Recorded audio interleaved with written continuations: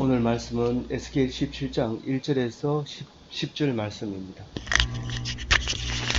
여호와의 말씀이 내게 임하여 이르시되, 인자야, 너는 이스라엘 족속에게 수수께끼와 비유를 말하라.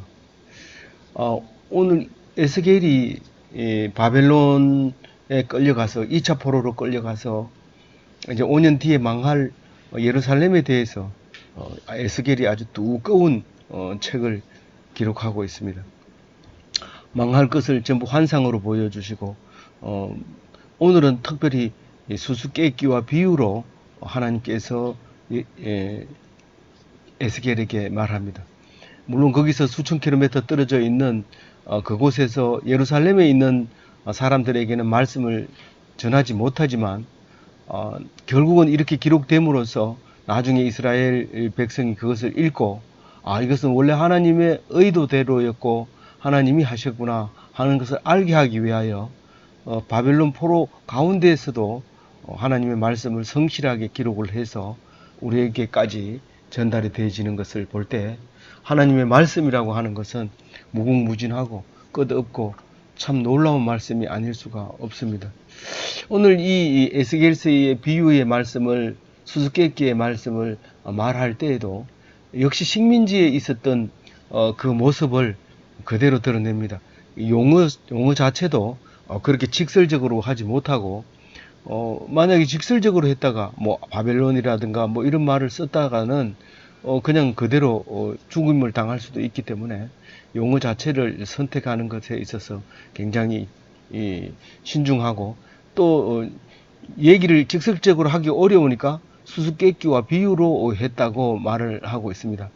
수수께끼는 우화, 그러니까 그냥 없는 얘기를 만들어내는 게 아니라 그 옛날에 있었던 어른들이 하던 얘기를 끌고 와서 얘기하기 때문에 이 듣는 사람은, 같은 민족은 무슨 말인지 알아듣습니다. 그런데 다른 나라 사람은 이게 무슨 말인지 정확하게 알아듣지 못하고 금방 알아듣지 못합니다.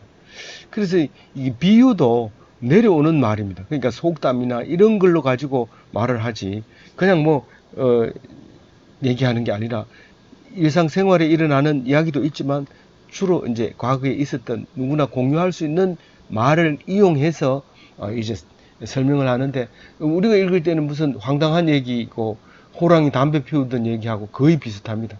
말이 안 되는 얘기지만 그래도 그 속에 용어와 그리고 거기에 담겨 있는 사상과 거기에 들어있는 생각을 지금 얘기하고 있습니다. 근데 사실 17장은 오늘과 내일 묵상하는 분량의 작은 분량이긴 하지만, 오늘 이 우화와 수수께끼 속에는 너희들이 지금 하려고 하는 대로는 안 된다. 사람이 하려고 하는 대로는 안 된다.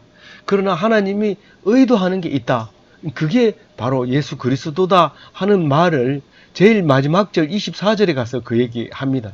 다시 말해서, 너희들이 높여놓은 거는 내가 평탄케 하고 낮은 것은 골짜기를 메우겠다.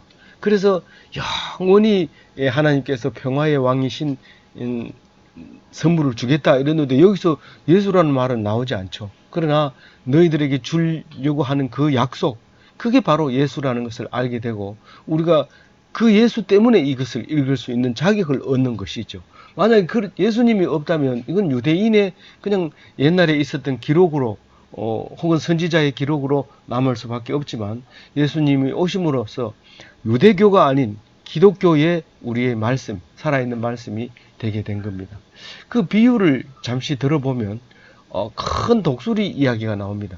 큰 독수리가 대바논에서 백향목 높은 가지의 아주 높은 제일 끝에 있는 연한 가지를 잘라서 이제 4절에 보면 그 땅으로 가지고 가는 이야기가 나옵니다. 그 땅에 가져와서 그 땅에다 심는 이야기가 나옵니다.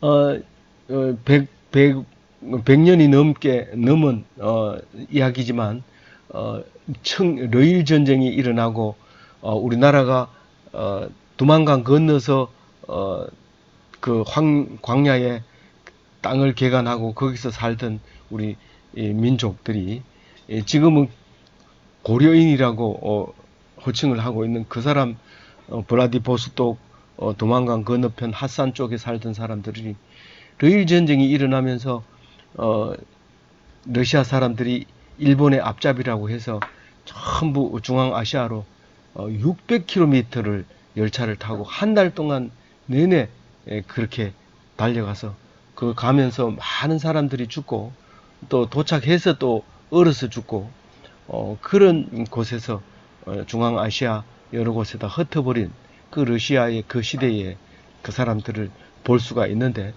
우리가 오직 이스라엘 백성만 붙잡혀서 그 먼 길을 갖는 것이 아니라 우리나라도 그런 역사가 있는데 그것이 하나님이 한 것인데 그것이 우리에게 어떤 의미를 주는 것인지 오늘 말씀을 듣고 이 말씀 속에서 하나님께서 주시는 우리에게 메시지를 받아서 오히려 그런 일이 없었던 것보다 있었던 것으로 말미암아 큰 영광을 우리에게 약속했다는 것을 알 수 있는 참 기쁜 오늘 이 시간이 됐으면 좋겠다 그렇게 생각을 합니다. 그 큰 독수리는 다른 독수리가 아니라 느부갓네살 왕으로 우리가 뭐 설명을 안 해도 알 수 있습니다. 이 사람들이 들은 말은 뭐 그냥 그대로 알 수 있었겠지만 우리도 성경을 많이 보다 보면 아 이건 지금 바벨론의 느부갓네살을 얘기하고 있구나 하는 것을 알 수 있습니다. 뭐 꼭 그러냐 이러면 그럼 아니라고 할 수도 있어요. 그러나 우리는 그렇게 이해했을 때 이 말씀이 읽어지고 우리에게 은혜가 되어지는 부분들입니다. 화려합니다. 아주 물감이 과거에는 물감이 발달하지 않았지만 바벨론의 그 물감 그 왕궁에 들어가면서 그 벽에 칠해져 있는 그 보라색 물감 그건 아직도 남아 있습니다. 아주 오랫동안 묻혀 있다가 사막이 강 밑에 깔려 있던 도시를 파내고 났더니 그게 나타났는데 그게 불과 몇 년이 안 됐습니다. 지금은 거의 이제 개발 윤곽이 다 드러나 가지고 있지만 아직 관광객에게는 보여주지 않는 그 지하 도시를 이제 그게 바로 이 느부갓네살이 만들어 놓은 이 연대에 지어진 건데 물감이 그때 색깔이 굉장히 있었는데 특히 오늘 예루살렘 백향목을 꺾은 게 아니고 레바논 백향목을 꺾었습니다. 레바논이 다 그 예루살렘하고 가까운 그 솔로몬이 성전 지을 때도 레바논 백향목을 갖다가 지은 것처럼 같은 중동 지역이죠. 중동 지역인데 왜 레바논이라고 왜 예루살렘이라 안 하고 레바논이라 했느냐? 예루살렘은 나는 게 없습니다. 레바논은 바로 옆에 있지만 그 산에서 나는 백향목은 아주 1등급 백향목, 아주 극상품의 제품으로 말하고 있는 거죠. 그런데 그 레바논의 백향목을 가지를 꺾고 오는 사람이 큰 독수리인데 그 큰 독수리는 빛깔이 화려하고 날개가 크고 깃이 길고 털이 숱하게 있다는 거죠. 그러니까 압도적인 비행 능력, 이 큰 날개는 그래서 정복력을 얘기하고 있고 긴 깃은 분명하게 북쪽에서 남쪽으로 날아오는 방향성을 우리가 말할 수 있을 겁니다. 이 털 북숭이 같은 이 말은 털이 숱하다는 말은 생존 능력이 강한 겁니다. 아주 겨울에도 또 여름에도 뜨거운 햇볕에도 견디는 보온 보습이 잘 되어 있는 이런 건데 이 화려한 색깔을 왜 레바논으로 갔느냐 하면 뭐 여기 레바논 백향목도 유명하지만 가장 우리에게 익숙하게 그리고 잊지 못할 그 레바논은 특산물이 있는데 그게 바로 보라색 조개입니다. 이 보라색 조개가 얼마나 값이 비싼지 거기서 나오는 물감이 염료가 그 무게로 따져도 분량으로 따져도 금보다가 더 값이 컸습니다. 거기 그 물감이 그 조개에서 나오는 보라색인데 근데 이 물감의 특징이 가장 중요한 것은 오래 가야 됩니다. 뭐 색깔도 이뻐야 되지만 오래 가야 되는데 이걸 갖다가 그 아주 1급 섬유 그러니까 비단에다가 딱 입히면 완전히 그 보라색 왕만 입을 수 있는 서민들은 입어서는 안 되는 법까지도 있었던 그 천이 되게 되는데 그때 그게 이제 레바논에서 나게 된 거죠. 그리고 그때 그 화려한 이 사람들 뭡니까 그쪽 지방에서 이쪽 지방을 점령하면서 엄청난 수량을 채취를 해서 이제 만들어내서 지금까지 우리가 그 세월을 보고 있죠. 그래서 그 바벨론의 그 막강한 화려한 색깔을 우리가 말하고 있습니다. 그래서 지금도 자주장사라고 하면 자주색 비단을 항상 들고 다닙니다. 보따리 장사. 그거는 다른 품목은 없어도 꼭 그거는 가지고 있기 때문에 자주장사라는 이름이 유래됐을 정도로 그 레바논의 자주 색깔 조개는 그렇게 특산품이었는데, 오늘 이 말을 하면서 비슷하게 그것을 생각나게 이렇게 불러오게 됩니다. 그 중에서도 아주 연한 가지고 그 끝에 있는 그거 이거는 젊은 사람들, 아주 명석하고 똑똑한 젊은 애들을 다 잡아갔습니다. 그때 우리 다니엘이 붙잡혀 가죠. 바벨론이 제일 먼저 한 게 똑똑한 놈들 여기 많이 사네 그러면서 그들을 데리고 1차 포로로 끌려갔고 11년 뒤에 11년은 안 되지만 11년 뒤에 이제 이 에스겔이 붙들려 가서, 그때는 25살 나이로 붙들려 가가지고 이제 30살이 돼서 이 말 에스겔서를 환상을 보게 되고 이 말씀을 하게 됩니다. 그래서 4절을 한번 읽어 볼게요. 또 날개가 4절 그 연한 가지 끝을 꺾어 가지고 장사하는 땅에 이르러 상인의 성읍에 두고, 여기 장사하는 땅, 결국은 바벨론은 장사하는 땅으로 볼 수 있는 거죠. 그리고 거기 이 갈대아인이 거주하는 성읍을 상인의 성읍이라 해서, 그 상인의 장사하려면 아무나 못합니다. 거기에서 낳는 토박이들만 상권을 주게 되죠. 그래서 나중에 이제 예수님 시대에 와가지고는 그 말을 이제 그 로마로 빗대어서 얘기하지만은, 거기서 이제 666이라고 하는 바코드를, 그러니까 번호를 받게 되는데, 그 번호를 받은 사람들은 이 장사를 할 수 있는 그 표입니다. 그게 장사할 수 있는 표를 가지면 왜 멸망을 한다고 계시록에서 말하고 있냐면, 쉼이 없어요. 그냥 우리가 장사를 잘하는 사람이 뭐 돈을 많으니까 편하게 쉬겠지, 좋은 호텔에 가서 편하게 쉬겠지, 그렇지만 맨날 쉬는 게 아니거든요. 뭐 잠시 쉬는 건데, 그 사람들은 쉼 없이 일을 해야 돈을 벌고 유지를 할 수 있습니다. 그래서 결국은 안식이 없어서 죽는 거죠.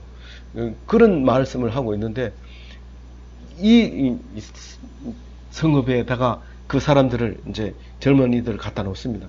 그리고 5절에 보면 그 땅의 종자를 꺾어 옥토에 심되 가지처럼 큰 물가에 심더니, 그렇게 얘기합니다. 그 말은 무슨 말이냐면,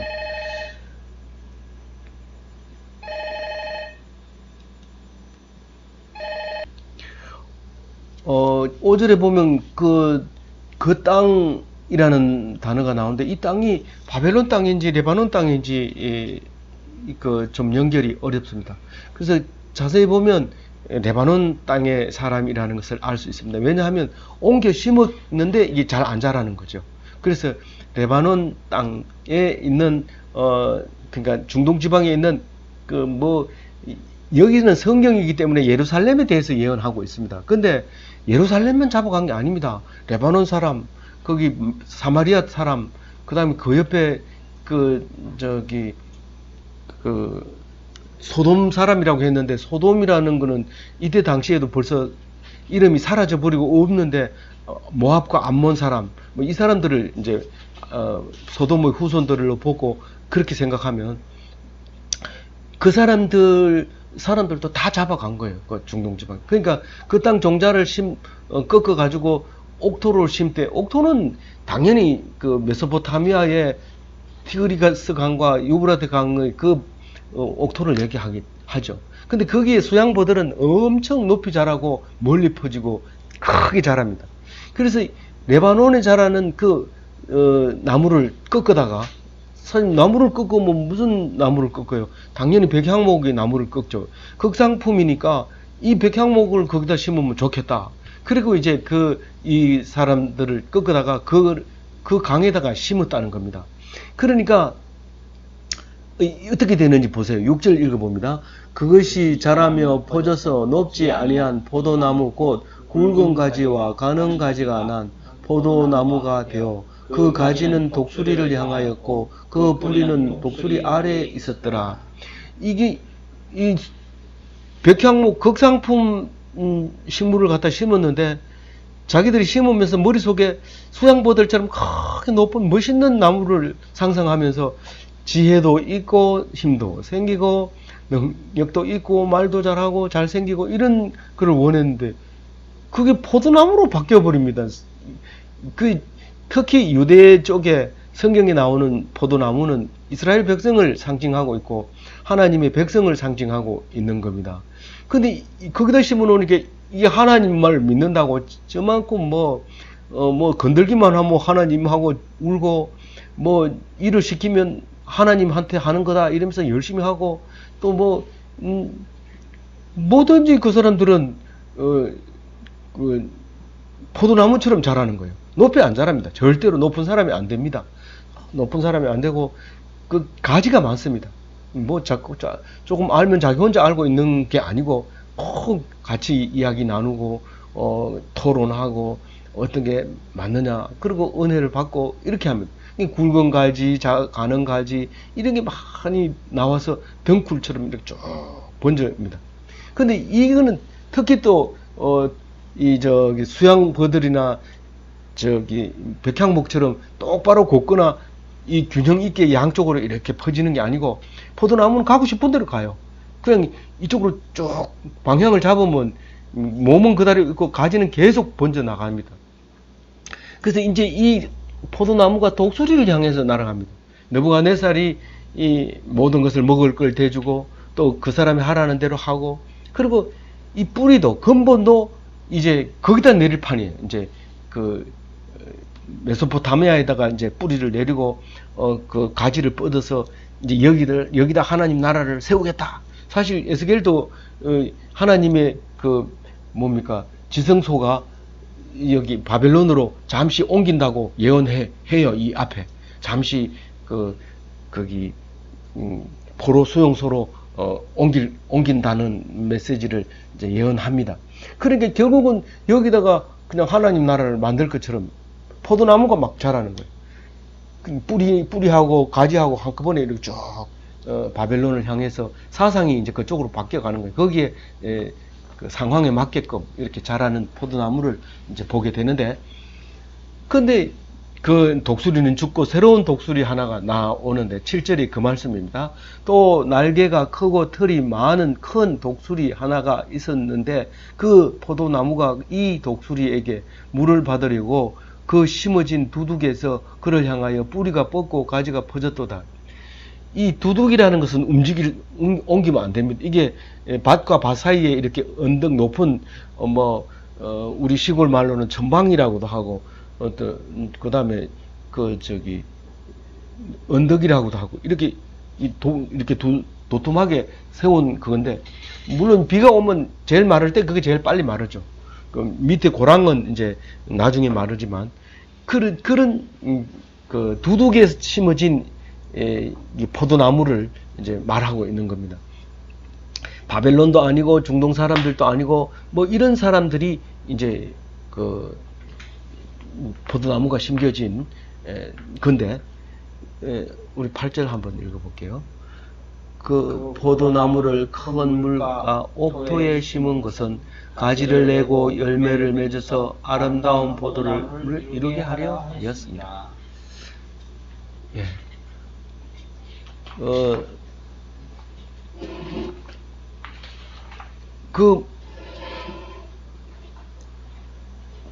보통 두둑에다가 포도나무를 심는 이유는 낮은 데 심으면 물이 고여서 죽게 되고 높은 데 심으면 가뭄이 들어 마르기 때문에 그 낮은 두둑에다가 이렇게 심어서 잘 자라게 이렇게 농사를 짓죠. 근데 이 포도나무는 새로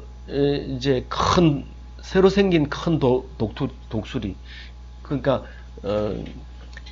그 독수리에게 이제 가지를 뻗어서 더 물을 받아서 열매를 맺으려고 그렇게 하고 있는 모습을 이제 8절에 말하고 있죠.